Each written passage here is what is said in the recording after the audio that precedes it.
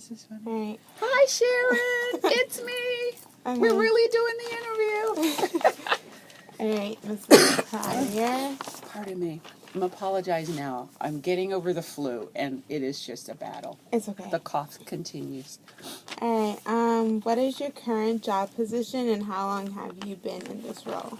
I am the business professor on the Winter Park campus, and I have been employed by Valencia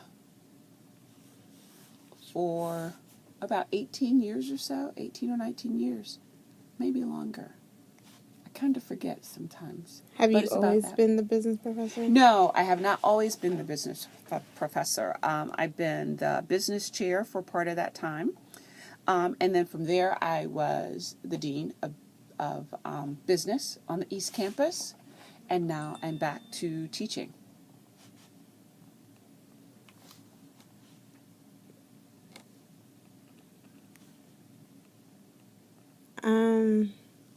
How did you get this position? I will kind of just ask. Pardon me. Well, I have done several years in corporate America.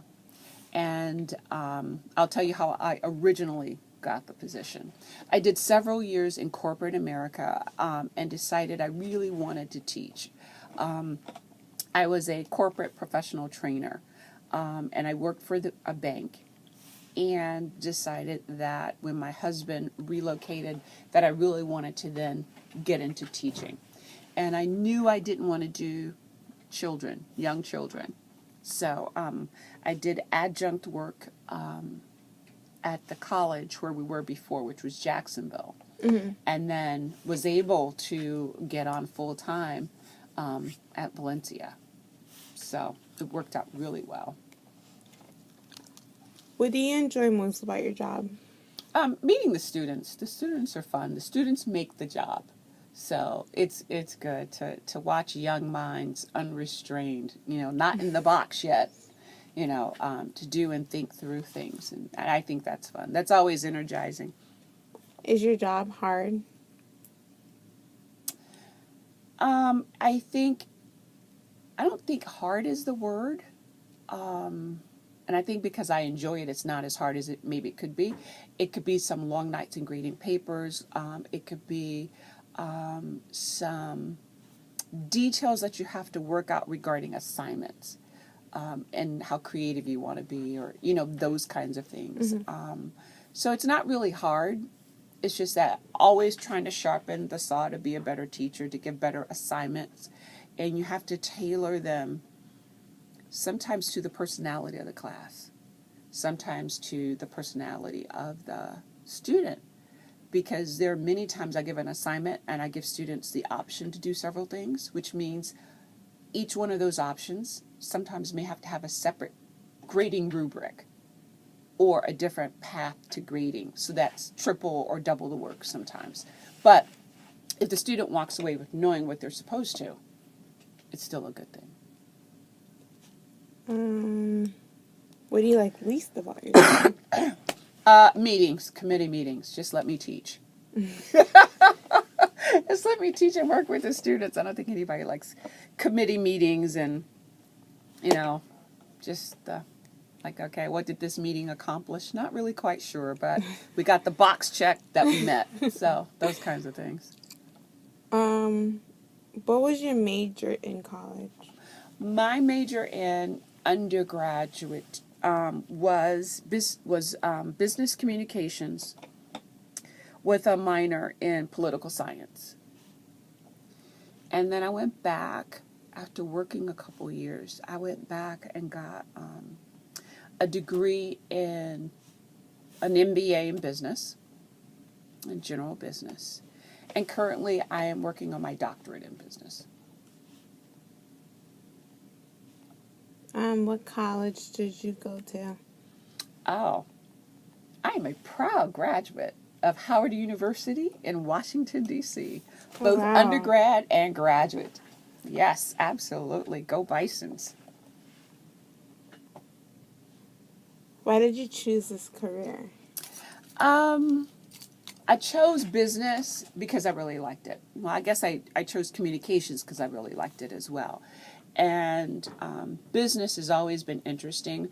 I think I grew up in our household always, as a child, talking business, talking politics, and good, bad, or ugly. And maybe to my children's chagrin, we do the same thing, and between the two of us. I married a communications major, so there's always conversation going at the house. So when I went and started training, I realized I really liked teaching. And both of my parents were educators, so I always say it was in the blood. So to get back and then to do it at this level is really good because you've got the critical thinking and analytical thinking of adults versus 2 and 3 year olds, just that whole process. So I like that piece of it. It's all good. And that's how I chose. That's how I ended up in the career. What are you thinking about as a career? I mean, at first I was doing, I do want to own my own business one day, but I don't know. First I was doing marketing, and I do want to stick to the business field, but now I want to be an economist. Okay, economist. Yeah, economist. Yeah, yes. which is great. Yeah, so I'm trying to go towards that. And I mean, some of the classes for business is the classes I have to take for economics, no matter what. Yeah. So even if definitely I do overlap. Yeah, so even if I do switch up, I'm still taking the same classes, not like I'm going way different off. And whatever you learn will always be beneficial because even I do business on the side. I have my own business on the side. What do you do? I do real estate. Oh, okay. That's really and good. That has been a wonderful godsend. So I work it as much as I want, as little as I want, and it works out really, really well. So, yeah, that's how I keep my hand in business and knowing what's going on in the community and those kinds of things, as well as work here.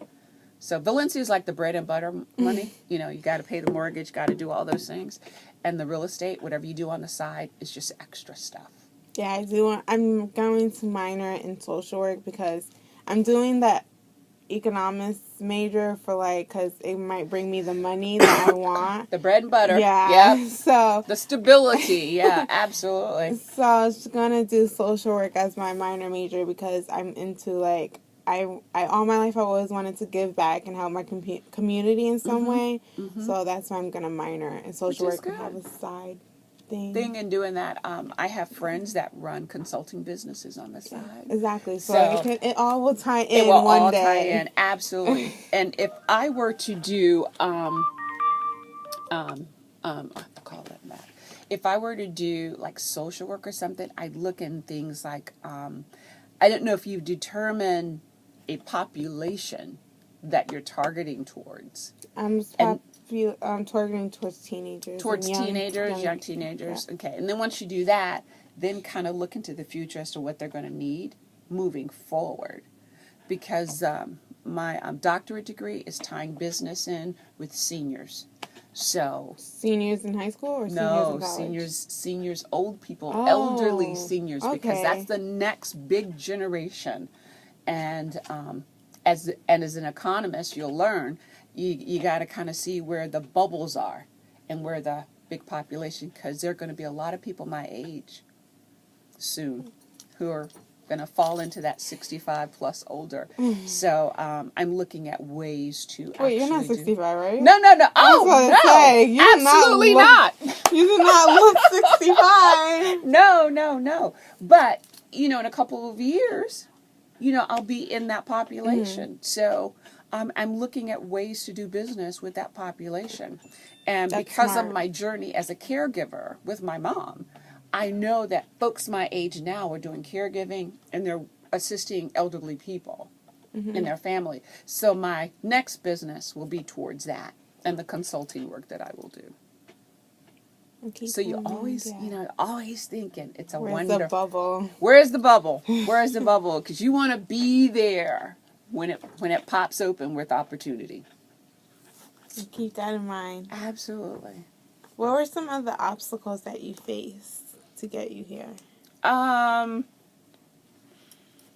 I guess just the when you look at education, just getting through that process.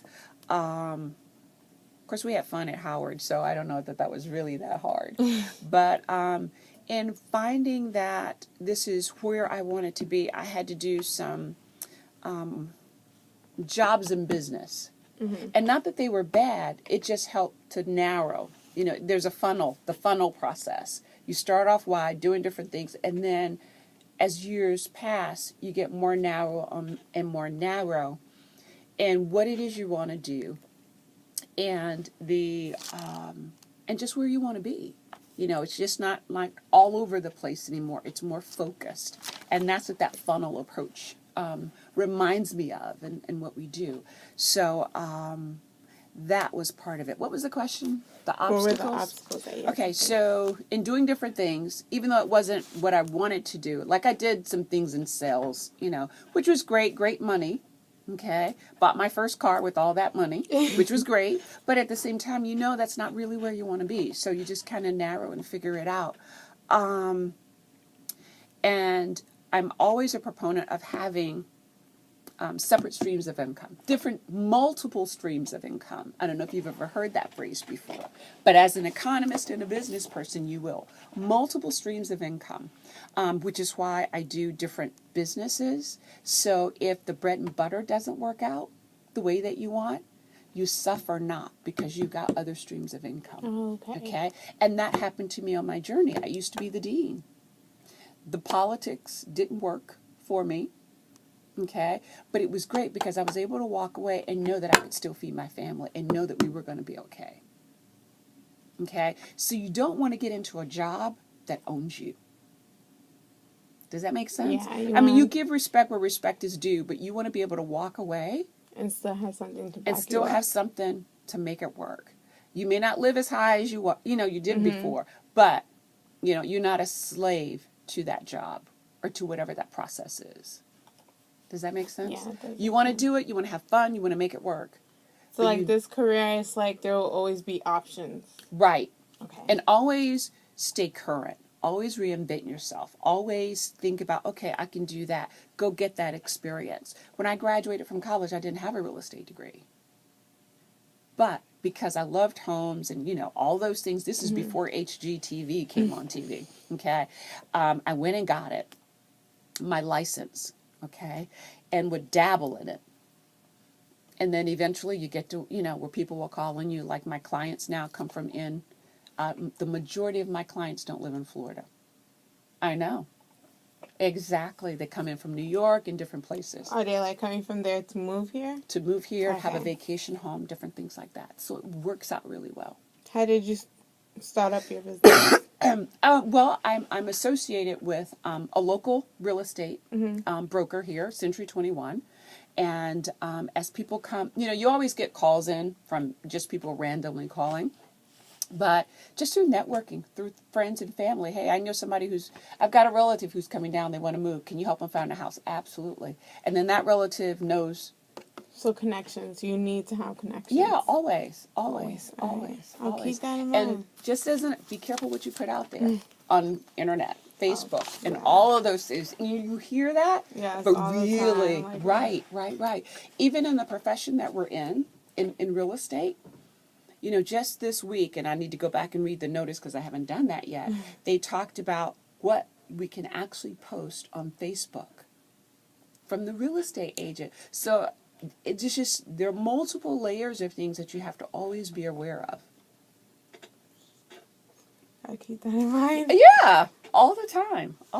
So that's good. So did we do it? Yes. Are we done? I got all my questions. Okay, good. It was really nice seeing you and talking to you. So where do you want to go to school? See, that's what I'm really starting to think about, and it's stressing me out actually. Because I don't really want to go to UCF. Like, it's really not my number one right now. But I don't know. I have to see. Maybe USF or FSU or the one in Gainesville. University of Florida. UF, yeah. Did you grow up here? No, I grew up in Connecticut. Oh, okay. In Connecticut. Okay. So is this your home base now? Well, I'm a resident here, and I'm a resident in Connecticut because my parents still live there, and my mom claims me on her taxes. So. And how did you end here?